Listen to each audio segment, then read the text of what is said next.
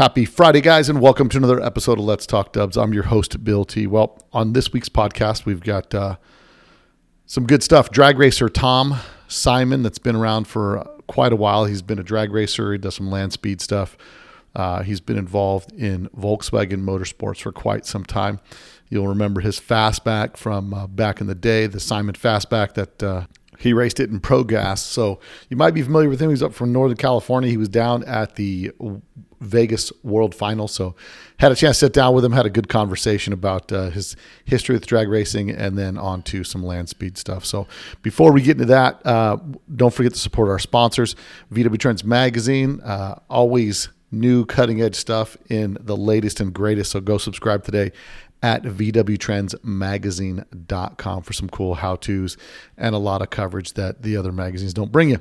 Also, don't forget our friends over at Ross Wolf. They've got a lot of cool stuff available on their website to check out. Right now, they've got a special on their 36 horsepower sump kits that come with Viton seals and a new drain plug sump for your 36 horse motor. They've also got the cool braided wires for your distributor, and they're high performance, and they've got that vintage flavor. So go check them out today at rosswolf.com, and don't forget to use the discount code that they've got, LTD10, for 10% off on their website. So go check them out today at rosswolf.com. Also wanted to give a shout out to Steve Harris. Hit me up on the podcast, sent me a message about the podcast that we did with Dean Kirsten, and sent me some. He was actually at the sale for a lot of the stuff with respect to Blaze McFadden's warehouse and stuff when those things went on sale. And then there was a guy, Laszlo, that had video on the YouTube channel that he sent me a link to. Anyway, he really liked the podcast at another VW history podcast, Home Run, Sir. Fascinating. I could not believe the car you guys were talking about I had been in the midst of once. LOL. Can't wait to read Dean's book. We need to protect him at all costs. Such a fountain of VW history. And I agree, Dean Kirsten is one of my favorite people to have on, because he's really in the hobby for all the right reasons, man. He's an enthusiast to the core. So also another shout out to Earl Elledge. He says, new listener, been playing with dubs since the early 70s, started with episode 1, now up to 24. Listen to your newest as they came out. I'm retired, so I can do the suggestion. I have a plan to build MP Sportster, and I think it's underrated. Dune buggy history. I also have a 61 pastel blue bug with all the color scheme and accessories like carpet, steering wheel, and blue running board. So apparently it's an all blue bug, blue on blue. I'm restoring a stock. I enjoy listening to you, and he can contribute if I want. Thanks, Earl. Well, Earl, appreciate you sending us a message. Also, Jamie Murr, first off, love your podcast. It's my go-to listen on a Monday morning commute from Bristol to Wales, as it takes about an hour or so. Your podcast is perfect and always great listen and interesting content. I would like to, he wants to order a hoodie, so I got to size them up. If you guys ever buy clothes in the UK, they are a touch on the small side. So anyway, he says, thanks. Have a great holiday season. And P.S. Your brother's channel rocks you. So he likes George's YouTube channel also. Another shout out to Andrew Midyet, and he says, if you're in the Southeast Tennessee, there are a couple of VW restoration shops out here. Biggest one, Long Restoration and Smitty Smoothies. The best time of year is during Bugapalooza in April in Chattanooga. Long's does an open house that weekend. I'm in Cleveland, Tennessee. I have a few bugs that need restoring, working on a 66. So his boy can drive it to school. Well, Andrew, appreciate you shooting me a message. And you guys want to get a shot on the podcast, feel free to shoot me a message. Any content or information that you have, or mysteries, rumors, and lots of fun stuff like that, you can bring me. There is one story I've been wanting to do about a guy, and I can't remember, he's in Texas. Someone sent me an Instagram message, and it was all about a guy in Texas area or Louisiana that was under investigation, followed by the cops, like all kinds of stuff. He was just a fraudster doing how to pretend Volkswagen shop, or a Volkswagen shop where he kind of scammed a bunch of people out of some stuff. So wouldn't mind doing the story on that with a couple of people that may be involved with that, just to kind of make sure we get the word out and everybody keeps their eyes peeled. But other than that, man, there's lots of cool stuff coming up. Our next, the New Year's podcast will be our podcast with our guy, Ian Russell. You'd have known him from Full Custom Garage. And now Ian's got a channel called Full Custom Ian. So if you guys go over there, if you're not already subscribed, go subscribe. He builds a lot of wild hot rod stuff, but he's a VW guy to the core. You'll find that out when you listen to the podcast. So go support our boy Ian. Hit him up and let him know when you leave a message or a comment and just say, hey, heard about you from Let's Talk Dubs, if you guys haven't heard of him before. So go check out his channel at YouTube, Full Custom Ian. I'll leave a link in it below. And we got to support each other in this hobby. So appreciate you guys for supporting me earlier this week. Alex Gobbler, shout out to my boy for picking up some merch, and also somebody else that picked up some merch that was getting it for a Christmas present, I think. So appreciate you guys for supporting the podcast. I did want to mention that rooms are available to pre-register. So go to letstalkdubs.com for 2025, One Crazy Weekend. Go book your rooms. Information is up on letstalkdubs.com. Click on the Showtime link and get ready for an unbelievable weekend that we're going to have again, October 2025. So I'm excited about that. Don't forget, guys, I'm going to be this year. If you guys are up in Canada area, send me a message. Let me know, because I'm going to be at the Niagara VW show and with the German Air Car Show and Social. It's Ontario's premier VW show. It's going to be happening June 21st through the 22nd. So make sure you guys are listeners, come out, say what's up. I'll have special stuff set aside for listeners of the podcast that come and find me. And I'm looking forward to that. Hopefully, I'll be kicking it up there in my GTV bug. If Mike Mays is getting that put together, and go subscribe to his channel. It's Punk Rock Garage on YouTube. So he's doing some preservation work on a GTV bug that I picked up from Mike Mays. Solid dude, bro. And looking forward. Haven't talked to him in a while. Got to hit him up. The GTV bug is going to be hopefully ready to roll, and I'll drive that thing. My plan now is to pick it up in Pennsylvania and drive it to the show. It's only about 4 hours away, 3 or 4 hours away to Niagara Falls. So that'll be pretty exciting that I'll get to do with me and the wife this summer. So looking forward to that. Obviously, there's some stuff going on in February. I may have Zorba down at the Grand National Roadster Show just outside on Saturday. That's currently my plan with old Bobbledy Dobbledy, who runs the 80s Facebook page. If you haven't followed the 80s Facebook page, I would go follow it today. It's some cool stuff. A lot of guys from the 80s posting up pictures of their old cars, as well as guys that are obsessed with the 80s that are hunting down original period correct stuff. So go to Facebook and check out custom VWs of the 80s and the 90s. So I wanted to let you know, also August 15th through the 17th, 2025, I'm going to be in Lincolnshire, and I'm going to be at Viva Skeg Vegas. So I'll be there with Andy and a bunch of my pals from the UK. Looking forward to that. So you guys make sure, if you're a listener in the UK, come check me out. If you want to put an advance notice and say, hey, Bill, in August, bring me some gear. I can load up some extra gear for some of you guys that we don't want to get killed on shipping across the pond. So that's going to be August 15th and 16th. 15th through the 17th, Viva Skeg Vegas 2025. In addition to that, I'll be back in September at the Air Mighty show. So I got a busy summer this year. I'm looking forward to it, guys. And I'm really looking forward to getting this content out to you guys that we've been getting recorded. Lots of good stuff. I'm always on the hunt for the latest and greatest, newest news that I can bring you guys. Lots of interesting stuff happening in our hobby all the time. So look forward to bringing that stuff to you guys, but let's get into it this week, guys.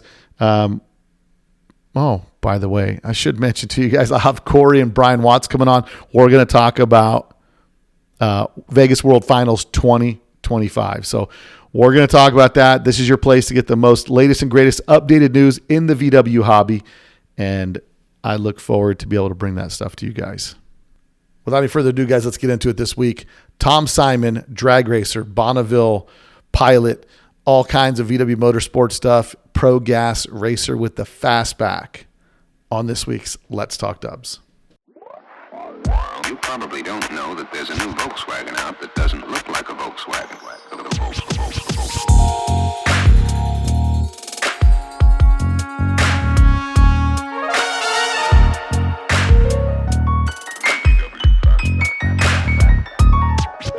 It's got everything that people who like the bug like.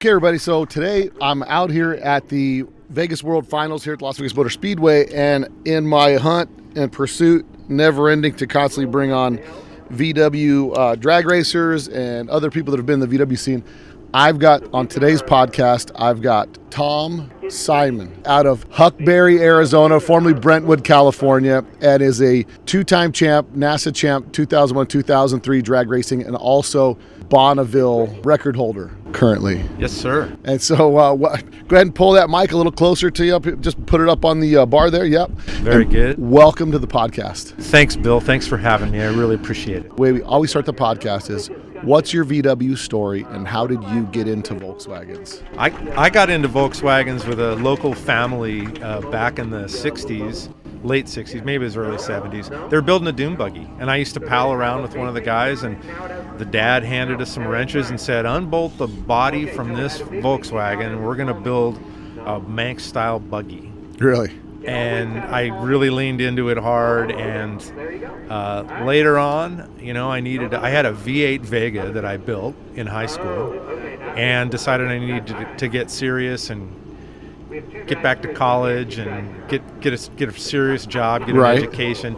And a buddy of mine talked me into buying an air-cooled Volkswagen. And I went, yeah, I know these things, they get great gas mileage, and, sold the hot rod that I was always wrenching on, and got a Volkswagen that I was, also wrenching on. So there you go.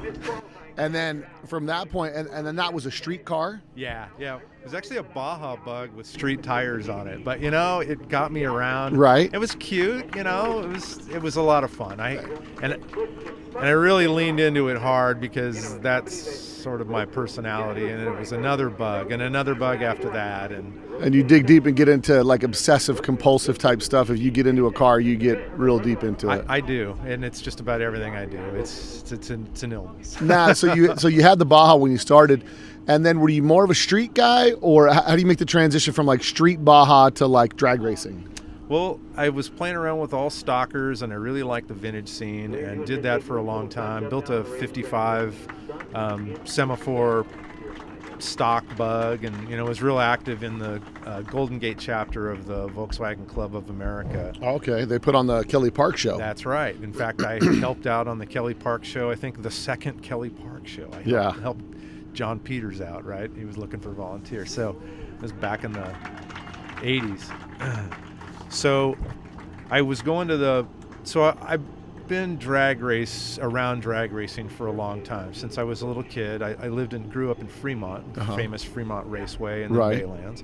Raced my motorcycle there when I was 16, and forged my mom's signature to go on my tech card, nice. to go racing, and really leaned into that pretty hard. And then I realized that I can't afford to go do this, so I started doing the vintage Volkswagen stuff, and I was working at Lawrence Livermore Laboratory, and I decided at one point I was going to go go-kart racing. So I was racing go-karts and doing like shifty carts, like that kind of and having a ball at it, just having a great time. I hurt my back in a car accident commuting home from work, and so go-karts were off the table at that point. Yeah, there's no suspension on those. And it can be a little rough and tumble, you're racing with, 20-year-olds that are banging wheels and stuff. So decided I wasn't going to do that. And so I'm thinking about Volkswagens, and I go to a car show swap meet at Vallejo, and I walk past a guy that's got a drag bug with a tow bar.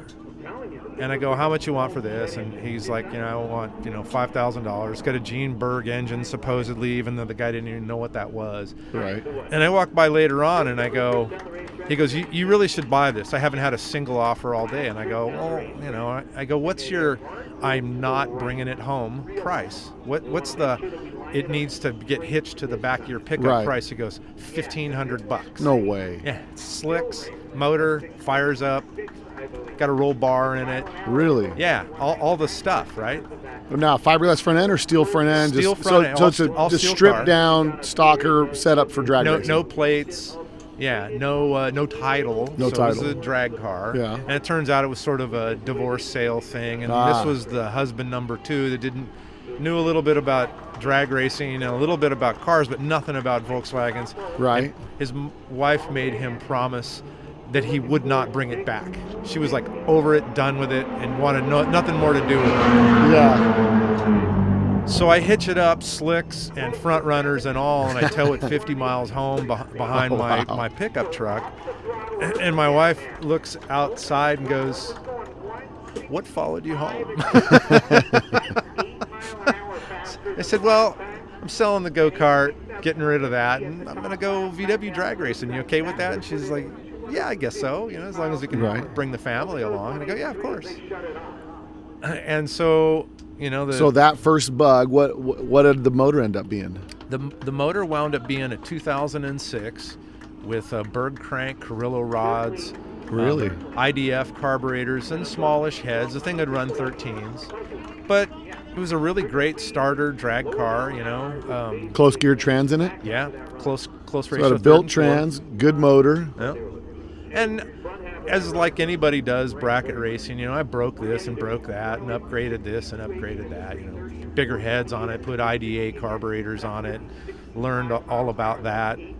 Built a bigger engine for it, a 2165 with Autocraft 910 heads, and brought it down to Roger Crawford to dyno tune it and break it in. And Roger showed me a few things about tuning, and I spent like a whole Friday evening, tuning on this car. Roger charged me, but it was the best money I ever spent was taking that engine, and one of the first real fast drag race engines that I had really built, and really running it through the paces and tuning on the thing with somebody who knows what the heck they're doing. And previously, the last motor you had, the best time you had out of that was 13 something or other, 1340s maybe. So now you get some seat time with Roger. He kind of shows you the ins and outs of tuning these drag motors and all this stuff. What was the most surprising thing you learned in that experience that you were working with him? Oh yeah. So the most surprising thing I learned was, a couple things. Getting the jetting just right and the timing just right. You can pick up 15, 20 horsepower easily. Oh, wow. Easily. Yeah. Just tuning it and making sure it's broken in right, make sure the rings are seating, all that stuff. You could play around at 5-6 events at the drag strip and never get as far as you'll get with an evening with a guy like a Jeff Hart or a Roger Crawford or George Jimenez, any of those guys. Sean Gears, any of those guys with a dyno that have a ton of experience, spend the money and you'll just be money ahead. I preach this to people all the time. Half people don't want to listen, but whatever. Right. But that worked for me, and it worked out real well. So you spend some time with him. You get the 2165, and that goes back in this bug. Yeah. What year's the bug? This is a 65. Okay, VW so big bug. window, just regular, Yeah. everyday, run-of-the-mill 65. And Got a bunch of wins under my belt. Raced in Super Gas, which is an old 1190 index class. So 1190 or slower. 1190 index. So that's an index So class. you're trying to hit that number. Trying to hit, 1190, no faster, no quicker than 1190, but as close as you get to 1190. yeah. And so it's a heads-up class with a Pro Tree, or was. It's defunct now, but Pro Tree. So it was a gateway class to the pros, sort of between brackets and racing like Super Street, like I tried to do for a couple years. Right. But the index classes like that are I just call it a gateway class to the pro classes. Sure. You start it's close as you're going to get, short of going pro, and it's giving you all the experience with the pro light and all that stuff. That's exactly right. Yeah.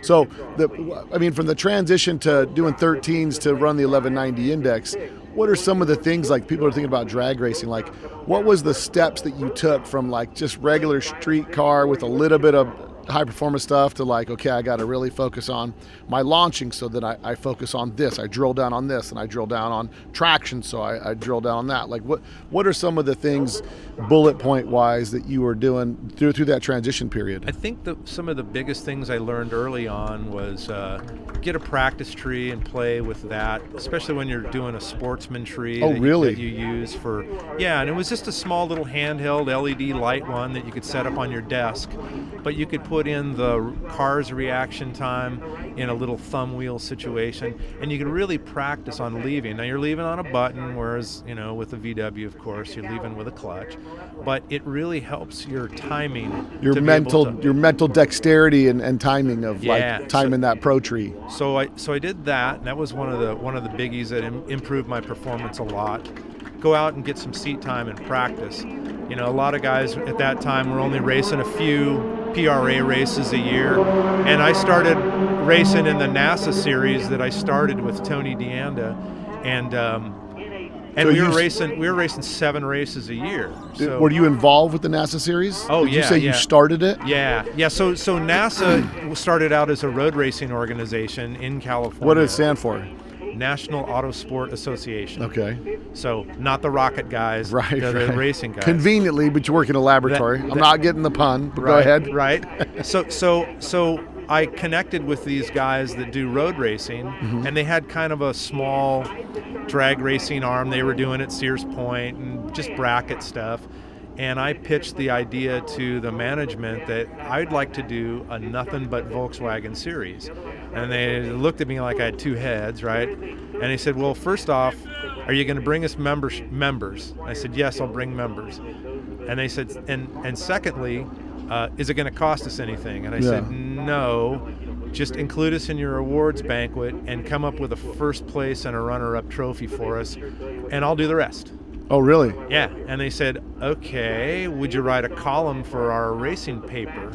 I go, yeah, I can do that, so I'll write a column too. So I started doing that, and it worked out. It worked out really well. It worked out real well. Yeah, so that was a real good experience, and the NASA guys were great. We developed a really tight network of local bracket racers that were focused on only Volkswagens.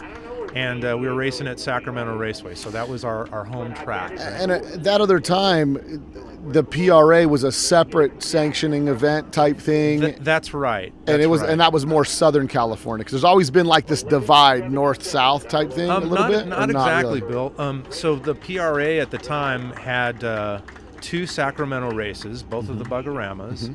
They would race at Vegas here. Right. They would race at Denver, Colorado. They would race at Phoenix, sometimes Speed World so again, 5 or 6 places a year that PRA went. But a lot of the bracket racers, which is what I was doing at the time, and a lot of my local friends were doing, 2 races a year at Sacramento wasn't enough to build a bracket car that was affordable, and then justify having that car in the garage, a trailer, all the things for only 2 races. And a lot of these folks didn't want to travel around to the whole PRA circuit. Financially, it was a bit of a pain in the neck. So it's $1,000 weekend every time you go. Yeah. So I thought, well, I think we could get a following if I did just a local bracket series right here in Sacramento. And then I tried Sears Point for a couple of races, and most of the racers didn't like that. Sears Point would have 350 cars on a bracket race day. So we would piggyback on to like the Craftsman ET series and some of the other Summit ET series. We'd piggyback on the back of their events, and we'd get our own lane, and we would race our Volkswagens. We'd have our own little ladder, our own tree. We'd keep our own points. And so I was doing that with the help of my wife. My kids would help out. It was a really good time. I did that for about 7 years. I was also racing in the PRA. So then during doing all that, I'd swap motors out and go race with the PRA. In the middle of that, I bought this fastback and tried to race Super Street, and I would swap motors back and forth. Now, you were racing 2 classes? Yeah, I'd race with the PRA at their events, and then, which was both Bugaramas, and then I never went to Denver, but I'd go to Vegas all the time, and then go to Phoenix a lot of the time. And that you were switching a motor from car to car? Yeah. Now, why were you running 2 different classes? Well, the NASA series, NASA had just a bracket. So I ran the NASA series. I also raced in it, right? So I don't know how I did it all, to be honest. And I was crewing on a top alcohol dragster for 5 years in the middle of all that stuff. Oh, wow. And had a career, So, yeah. So what was your day job? Engineer. Yeah. So figures. Right. So as a busy boy and raising a family and all that. So. And now, so you buy the fastback. Now the fastback is the car that we were talking about earlier, the the Yeah. car that covered Hot VWs in Yeah. June of 2001. 2002. 2002, June Yeah. 2002, covered the magazine. You're running the still driving the 65 for the Yeah. NASA events, Yeah. and then the opportunity comes up to buy this fastback. Now, That's right. what is the story in the fastback before you get it? So the story so Shin Mukai had Jimmy Larson build this car. Now, this is the fastback. the same Shin that's had him build Yeah. a few cars. Oh yeah. Okay. Yeah, same Shin. And Shin would fly over from Japan and sort of arrive and drive. Jack Sacchetti was building engines for him, would supply a small crew, a trailer, a truck, get Shin's car to the track. Shin would fly over, get a rental car, come over, do his thing, and then hang out and then go back home. Mm-hmm. And I think he may have had, I don't know, 4 or 5 different drag cars. I think Jimmy built every one of them. Wow. And anyway, it was a real nice car, but Shin had some health issues going on and decided he was going to get out of this whole whirlwind of flying over from Japan and all this stuff. And it sat in Jack Sacchetti's garage for a year or so with no motor. And I was looking for a car. I was looking to step up, to go race, do some pro racing. So it's sitting at Jack's home garage, and he's trying to sell it for Shin. And I'm on a Southern California trip visiting Eric Ballard and a whole bunch of other people that have sort of a car for sale, and I'm not really finding anything I want. And then Jack shows me Shin's car. It's a really nice car. It's a bigger price tag than I want to pay, and it's got a case of the uglies like you wouldn't believe. Sorry, Really? Shin, if you're listening to this. It's painted in an anime style, and I'm not really a fan. Right. And I don't think a lot of other people were either, because a lot of people really shied away from buying it. Beautiful car. And you were getting it probably at a discount for what it would got cost it to at- build. That's exactly right. And so I bought it. We made a deal. I bought it, trailered the thing home, and then immediately had some guys do some artwork for me to repaint it. Right. And then brought it to Pete Santini, and Pete put down a beautiful House of Colors paint job. It's just turned out gorgeous. And kind of got that connection through Dave Cormack and R.K. Smith. Mm-hmm. And Pete said, well, I'll give you a deal on the paint, because I think this car is going to be in Hot VWs, it'll be a showpiece. So I'm willing to work with you on the price. And it turned out absolutely gorgeous. Really, Yeah. I mean, I'd love to take all the credit for it, but I can't. You know, it just Sure. You know, I mean, that's probably the best way. Like, if you're going to be drag racing, it's a horrible investment. Yeah. But it's probably the best deal you got drag racing was buying the car at a discount with, I mean, if you pay for the hours and time of work that's going to be in there, I mean, usually anytime you buy a car, you're usually getting a car for about half off, if not more, of what it costs I to tell build. people all that all the time. I tell them, don't build a drag car. As much as I love building them, and I've helped other people, and go buy one. Just Right.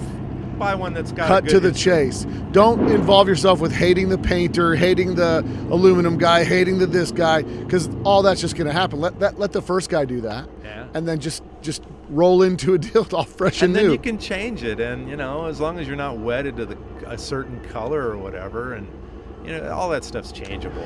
So you get this car, and this car is a rolling chassis, Yep. but it's set up for like pro stock setup, or is it?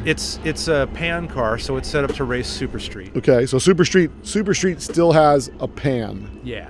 Yep, Okay, so exactly. So when you start getting into like the official race cars, it's Super Street, and then So Super Street was a real top-notch class, badass motors, heads up, and then Pro Stock was the next one, and then you had your turbo classes. and they're all displacement limited, displacement weight ratio Yes. car. Exactly. Yep. But you can run aspirated or turbo. It's just displacement, or they're all Super Street aspirated. is normally aspirated. Okay. No dry sump. You know, there's a bunch of.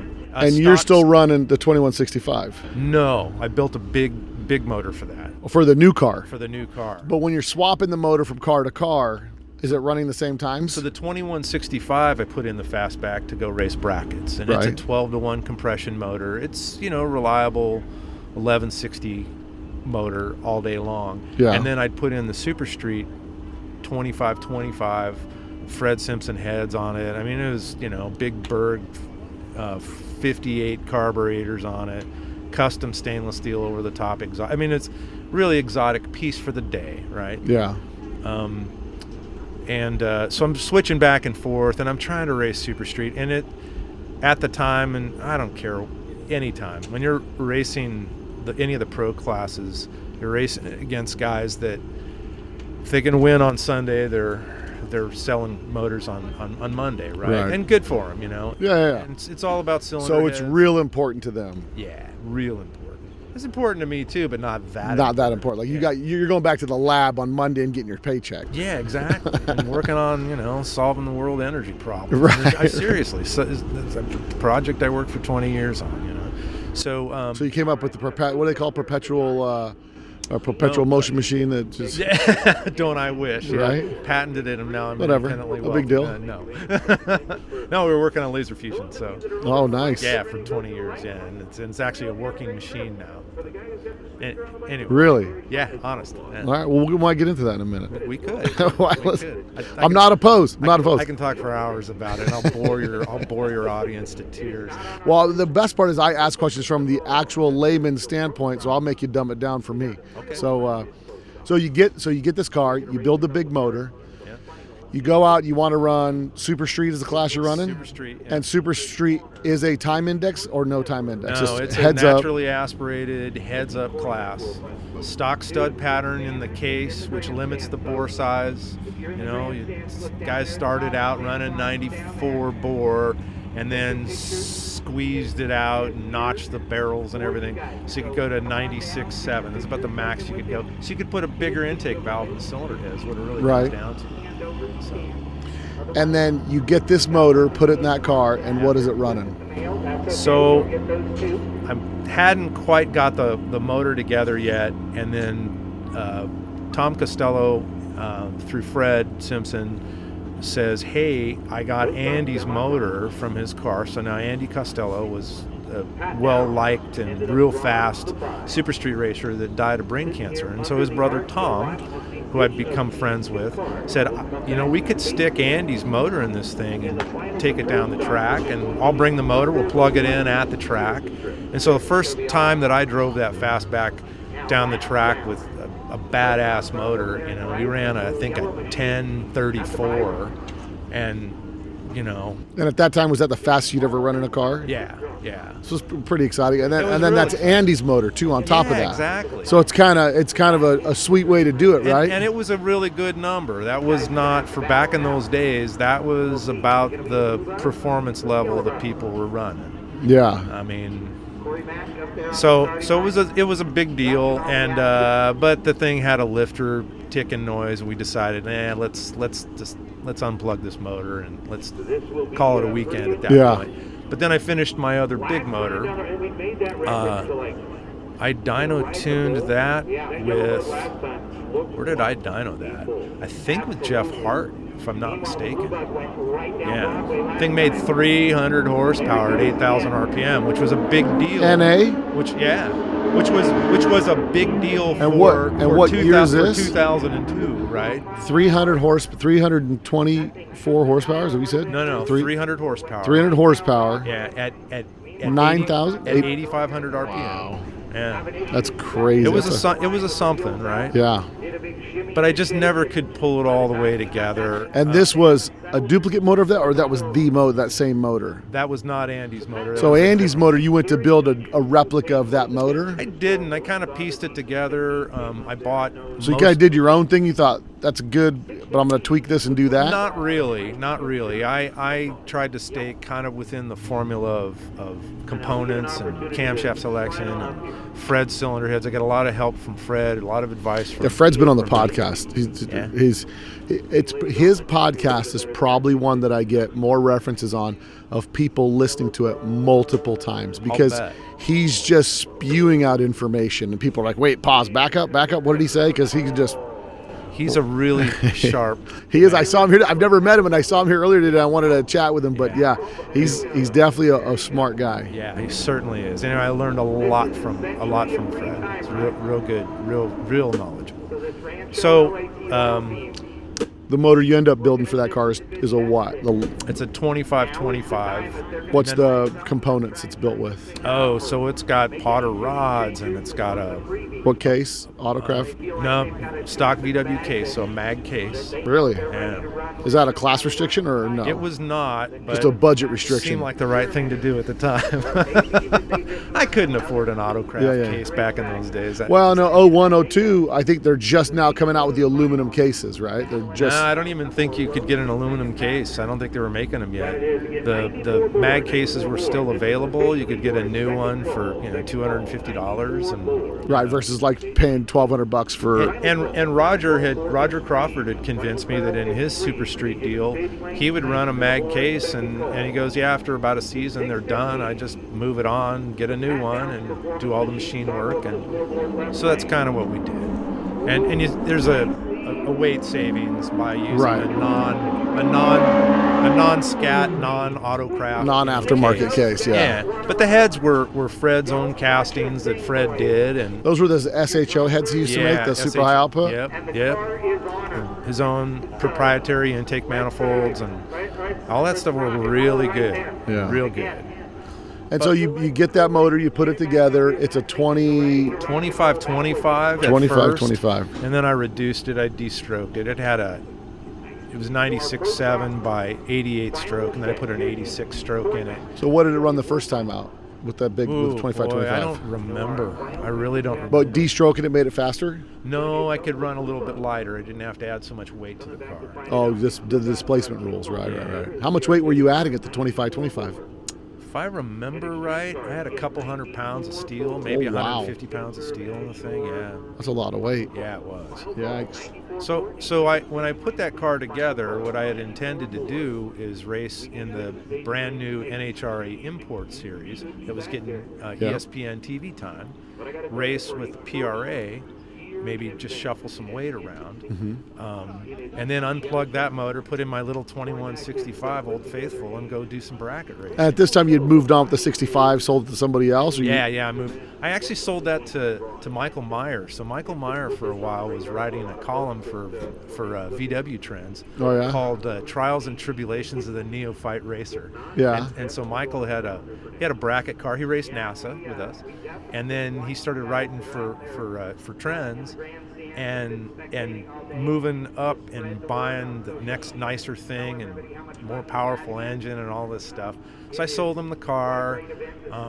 I had narrowed and raised a pan to go race Super Street with, and then I bought the Shin car, and so I sold Michael the pan. And anyway, he went on to do some real fun stuff with that car. It was really great and it's still racing in France. I see it every once in a while. Oh, really? It sort of looked, he was sponsored by a pool company for a while, and they did a paint job on it that kind of looked, if you squint from about 30 feet away, it looks like water on a pool. Right. But it doesn't make sense when you're really looking at it. You're like, what is that? Kind of not. Yeah, I mean, it was... Yeah, no, I totally get it. His pool contractor company paid for the paint job, and he was happy with that. That's so it. It was all good. So you get the car, you finally get the motor dialed in. What's your best time you run in that car?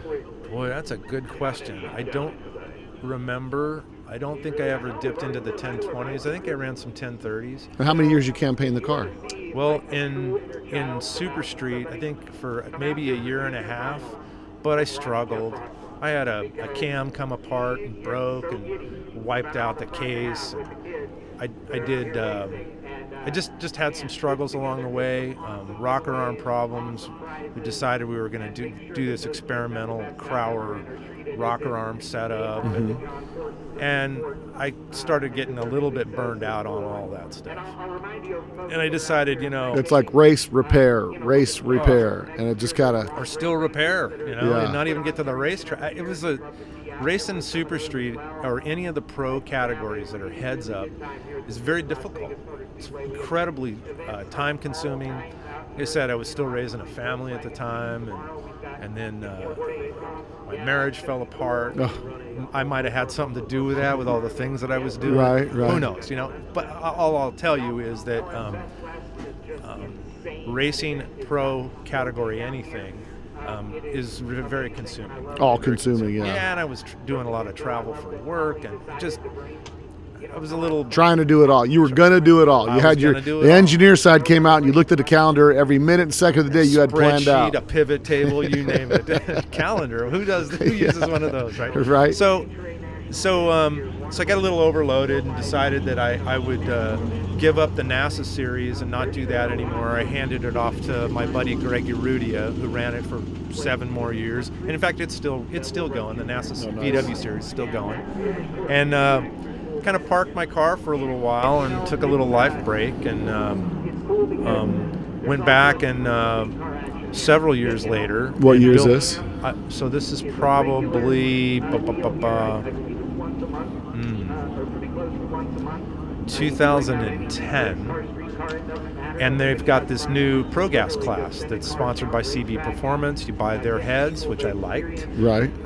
Everybody has to use a spec head, so you're not building, and all these pro categories, by the way, normally aspirated. You build a set of heads this year, and you're having your head guy work on next year's heads with some new design, and you're spending thousands and thousands of dollars and all this stuff. So All for a tenth of a second. yeah, so the out of the box, air quotes, idea of racing pro gas with a 2332 displacement engine and maximum carburetor size, maximum venturi size. You can't change anything in the heads except the valve springs, and even that you couldn't even change. You could change the valve springs, but you had to use the same part number. They did teardowns and all. And it was a fun class. Yeah. I really liked it, and I did that for several years. And what were your times in that class? Oh boy, I think I was running low 11s in that class. There were a few guys. But more that were fun, running- like you don't got to tear the car apart every week. You got to just you're just it's almost like bracket, but really just dialing in. It's more of a dial-in class for you. I mean, it's a wide open class, but it was a pro class. Oh, was it? it? Class. It's run what you brung and hope you brung enough. It's a. And what was the times in that class? What was There were guys running 1090s, 1092. so they were all fairly close. Yeah. It was really. Yeah, it was really great. And there were a couple of guys that started dominating in that class, and then for some reason it kind of died. I had enough. Who were you racing against at the time? Oh boy, let's see. Do you have a rival in the game that was always Not really. like a fun, I like more of a? I wouldn't say. No, I wouldn't say. I mean, Tony Klink built a car and would race against him. Mike Klink started playing in that class a little bit. I think Scott Kelly ran in that class sometimes. Kevin Barrett, Scott Bakken. I'm trying to remember who else. I think Chris Brown. Mm-hmm. Yeah. So you get back in that game for, in what year is this? You start doing that again? About 2009, 2010. So you get kind of back in a little bit after a little break, and Yeah. how long you campaigned the car for? Built 2 engines and spare transmissions and all this stuff. I think I did that for 3-4 years, and then took a year break, came back, raced a little bit. I won one of the so it was the first BRS Pro Gas race. Oh, really? In Phoenix. Yeah, Oh, nice. Won that thing, which was a lot of fun. Kind of lucked into it. The car wasn't working all that well, but I got a couple of gimmies. Yeah. But you know what? They don't say that on the trophy. It doesn't say that on the trophy. It just says it says winner. It doesn't say runner up or also ran, right? So did that, and that was a lot of fun. And I started getting interested in. I still have my fastback and kind of parked it and got a little bit burned out. She still looks good? Still looks good. Yeah. I mean, it's pretty lucky, right, to run that car that many passes on that car and it still is in good shape, right? Yeah. I think that. Would it still be? Is it still a competitive car? I think it could be. Yeah. Yeah. I'm. There's not really a class for it here. I mean, you could turn it into a super street class, but there's a couple of classes it could fit into.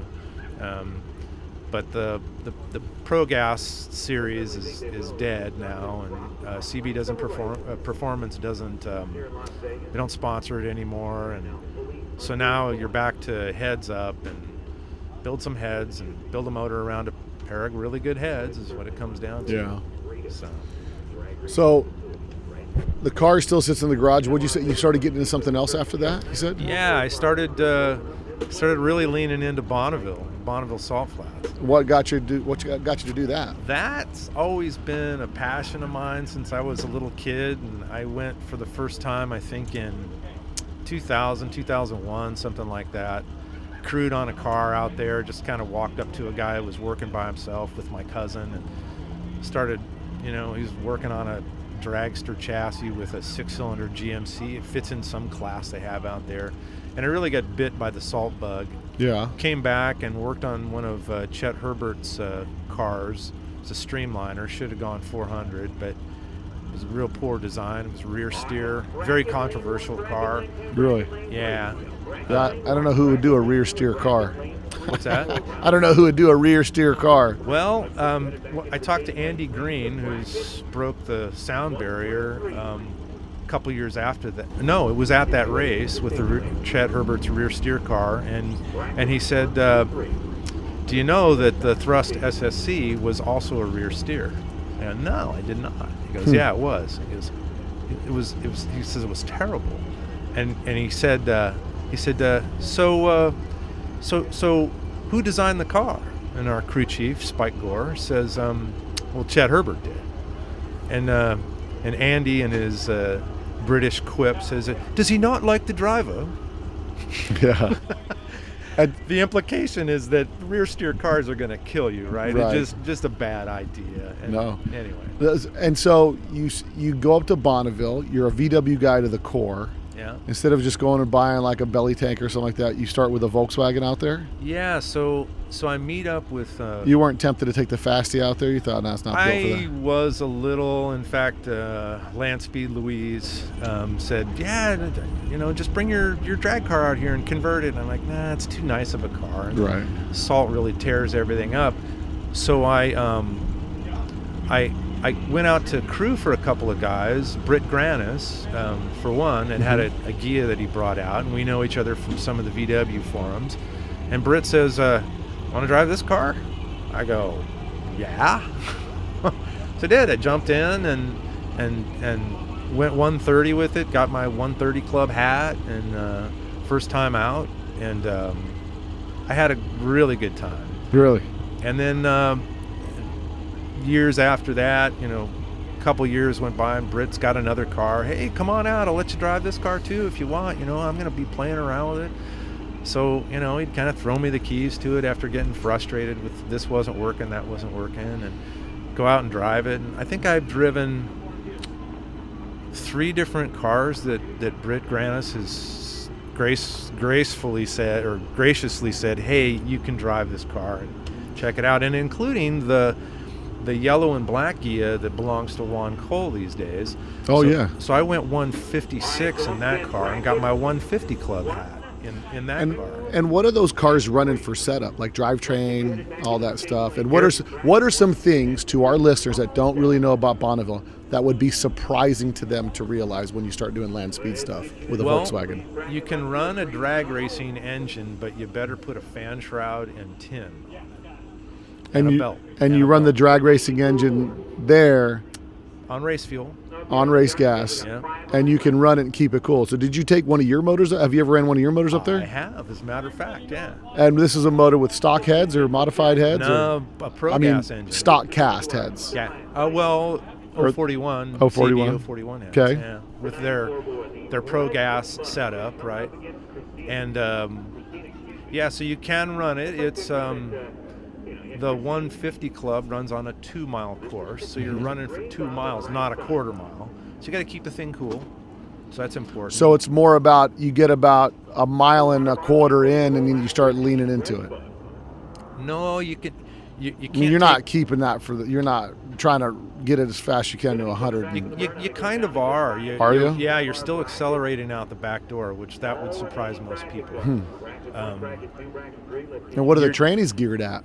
You wind up spending a lot of time with the gear calculator getting the transmission geared properly, and that was one of the things. But don't Volkswagens just use the 388, 089, fourth, and that stuff, or they? Yeah. Or you use some knowledge and you order gears from Weddle, or you talk to your buddy Kenny Porter and you go, hey, what do you have on the shelf for used gears? It's not a drag race deal. We don't have much traction out there. I just need I need these gears. And so you sit down with a gear calculator and you look at my top end RPM wise is going to be here, and when I pull the next gear, it drops down the RPM, and I don't want it to drop out of the torque range of my motor. So you're trying to keep the gear splits to keep it in the power band. And at the same time, have it geared for your tire size and your ring and pinion so that you can meet your goals. Because you're going to kind of work backwards from the top speed goal backwards from there. That's right. Okay. And first gear isn't all that important. Right. Because you don't go from a dig. I mean, well, you sort of do, but you're modulating the throttle because it's wanting to spin the tire. So you're looking at the tack and using your ears and experience to get up to speed. And then once you get up to speed, then the aerodynamic load is the thing that you're fighting against. A surprising fact that most people wouldn't know about Bonneville is weight doesn't hurt you out there. You're accelerating at the top end. It's such a slow acceleration rate, meaning you're going from 130 to 150 in maybe a mile, right? Yeah. So the weight doesn't hurt you. And in fact, it can help you. A lot of those Bonneville cars have a lot of lead stacked on them so that for traction. Well, now one thing, when I did my podcast with Burley, the first podcast I did with him, we were discussing the different understandings of land speed racing versus drag racing, and where altitude over there is your friend.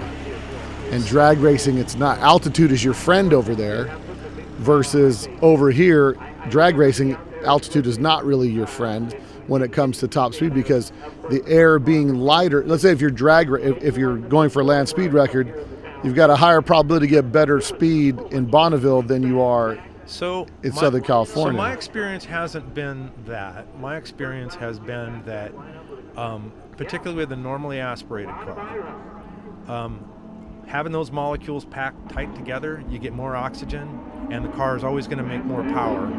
The idea that the air is thinner is you punching a hole through air. The molecules are at higher altitude. The molecules are spread out further away, so there's less aerodynamic drag. The flip side of that is now there's less molecules of air and fewer oxygen molecules. So now the engine doesn't run as good. So now you're losing power.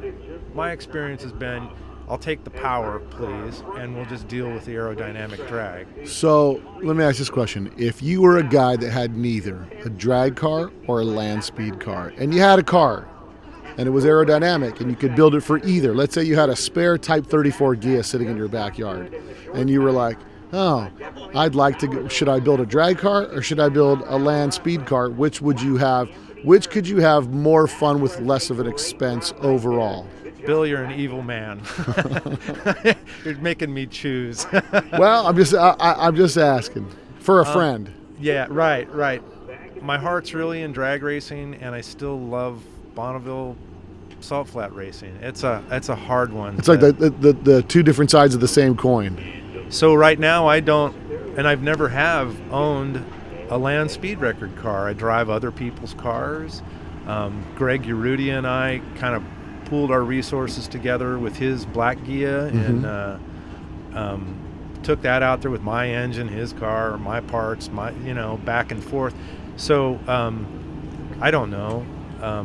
I might build a land speed record car. I call it drag racing for old guys. Right. There's no hurry up and get to the staging lanes. It's your final call, and if you're not up there, your dancing partner is going to go race Is it a different learning curve there, land speed racing? Like you got to kind of unlearn things you learned here at the drag strip? I've heard people say that. But not for you? Burley says that drag racers don't make very good land speed record racers, and there's a lot. It's the lore out on the salt. I think if you're methodical and you do car prep and you know the problem, and the problem of drag racing is you've got a quarter mile to get there as quick as you can. Land speed record racing is a little different. You've got traction is a problem. Yeah. Making enough horsepower is a problem. Aerodynamic enough to punch that hole through the air is a problem. You're usually topped out and you're waiting for the finish line stripe to come by. You've got all there is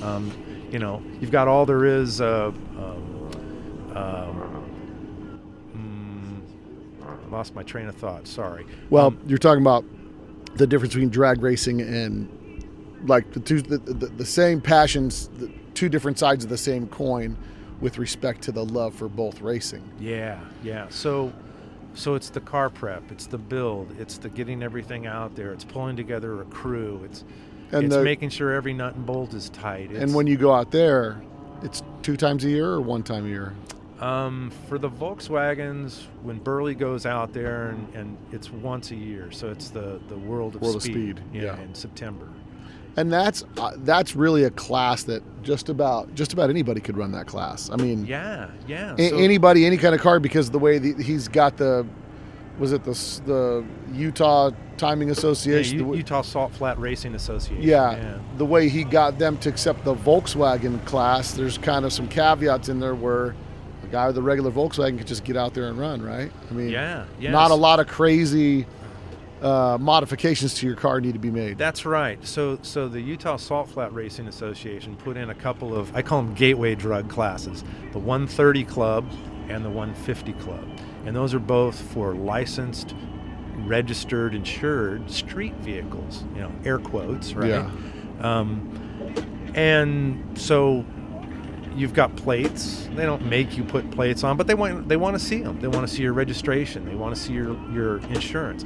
And so that you can run in the 130 Club class with a stock Volkswagen with a hopped up motor with tires that are rated for 130, a lap belt, a helmet, no fire suit required. I think they require long pants, closed-toed shoes, and a long-sleeve shirt or a jacket or something.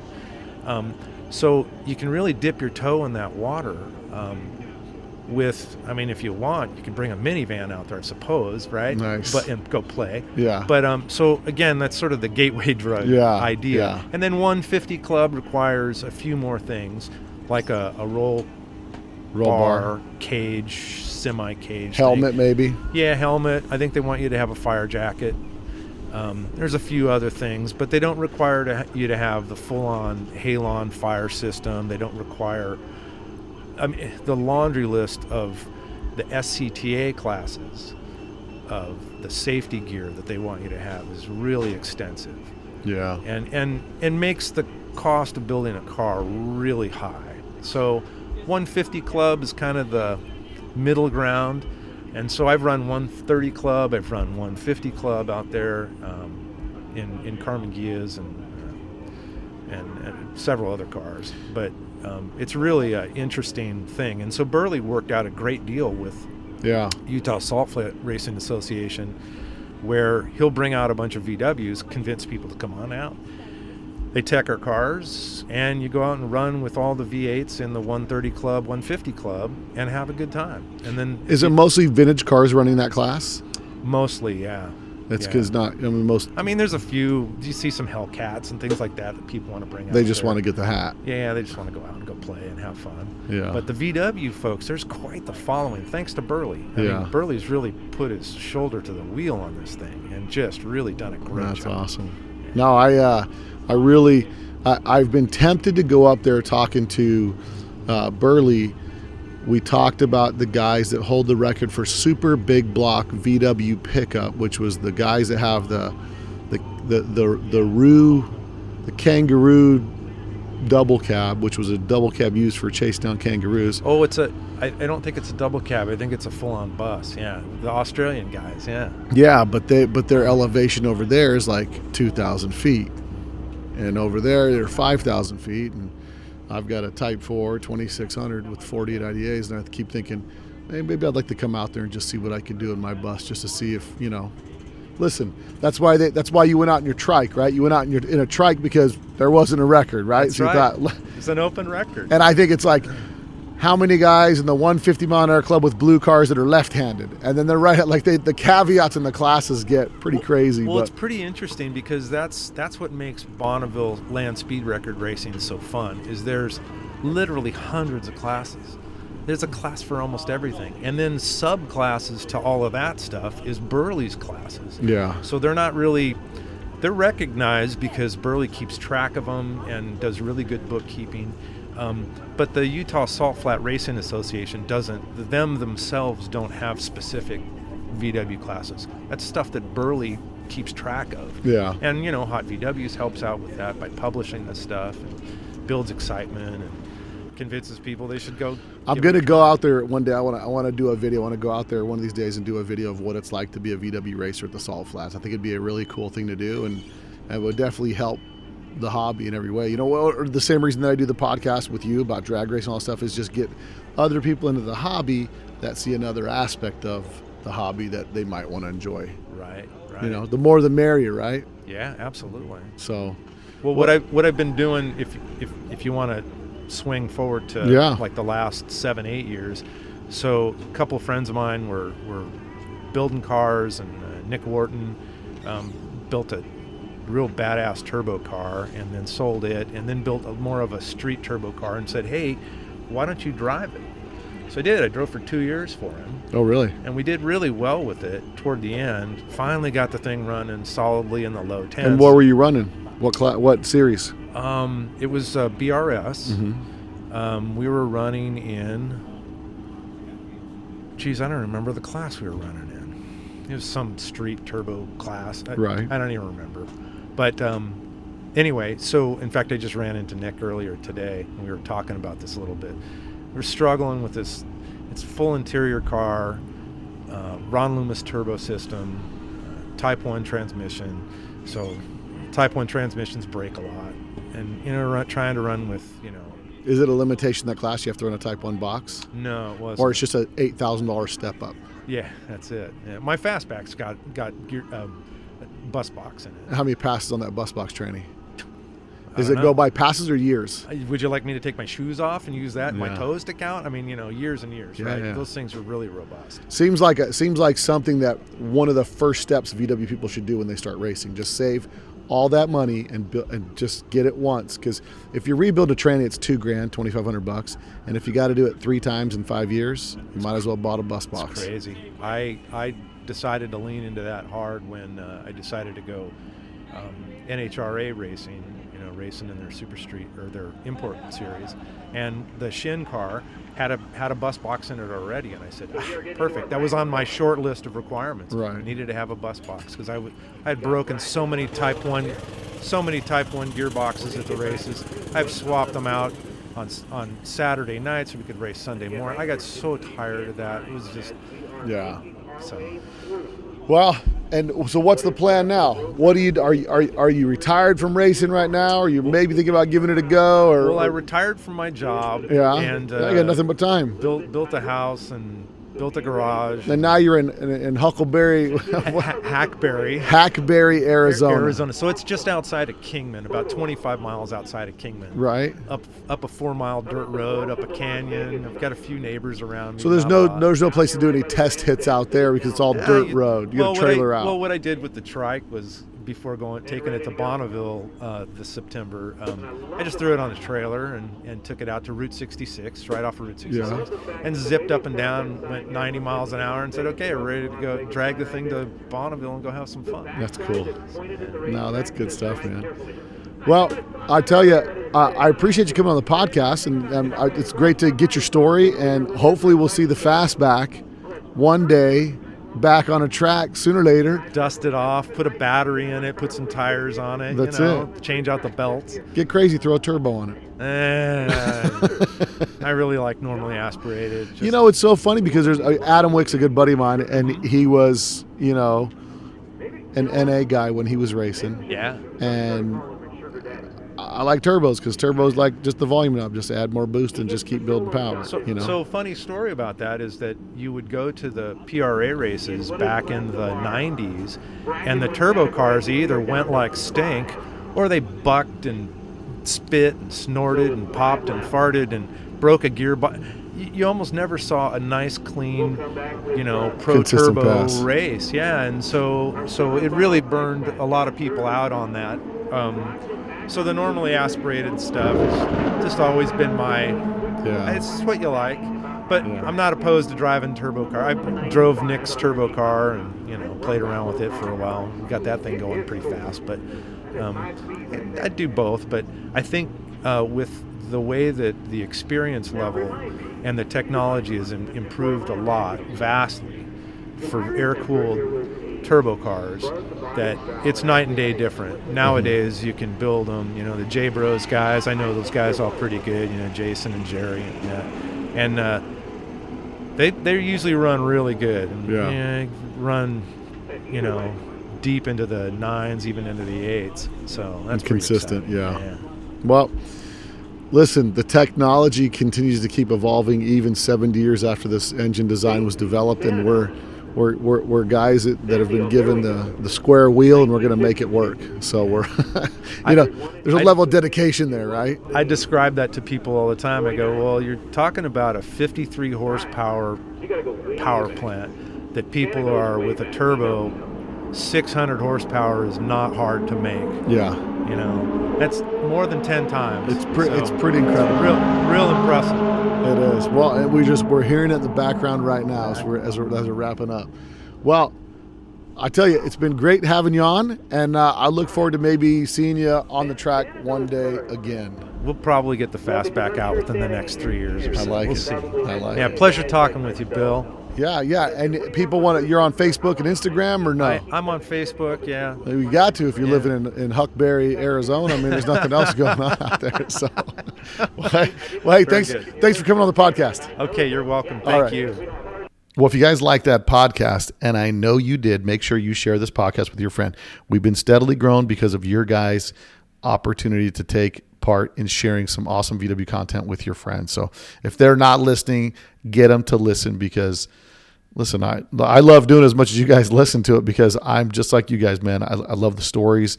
I love to find out the history. I love to know the things that I don't know. And we've got some more podcasts coming up. So I'm looking forward to putting those out for you guys.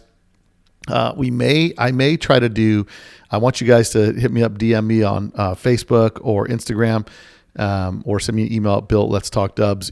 I'm thinking about probably doing maybe a show on New Year's week when it's a little bit slow and nobody's doing anything. I may do a Facebook, Instagram, or YouTube live stream. I'm set up to do into a YouTube, because if you haven't checked out my YouTube channel, go check it out. There's lots of cool stuff on there, updating content at least once a month.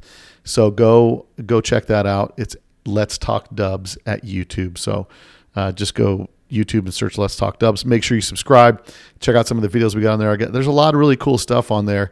And there's also the podcasts that are a static photograph with the audio on podcast. So we do have some video content from a few of the podcasts, for quite a few. It's just I've been wanting to I've been wanting to edit them and put them out properly. And so, like, you'll see that with the John Marr, I'm sorry. That one, I have a part 1 out. I've got part 2. I've just got to edit and put in there. So lots of cool content coming out on a consistent basis. So go subscribe to that, and share the podcast with the people that you listen to. Share it on your Facebook page. Share it wherever you can, because if you love the hobby like I love the hobby, you love to share stuff that you get good enjoyment and content out of. So it helps the show. It helps me out, and I appreciate you guys, because I couldn't do it without you guys. Honestly, I probably would anyway. Just kidding. No, I'm a VW nerd at heart, man, and I love the story. So that's why I do what I do, and it brings me a lot of joy to know that you guys really enjoy the podcast as well. So for sure, make sure you guys subscribe so you don't miss a podcast episode. Also, go subscribe to the YouTube channel and follow us on Instagram and Facebook. So until next week, guys, later. You probably don't know that there's a new Volkswagen out that doesn't look like a Volkswagen.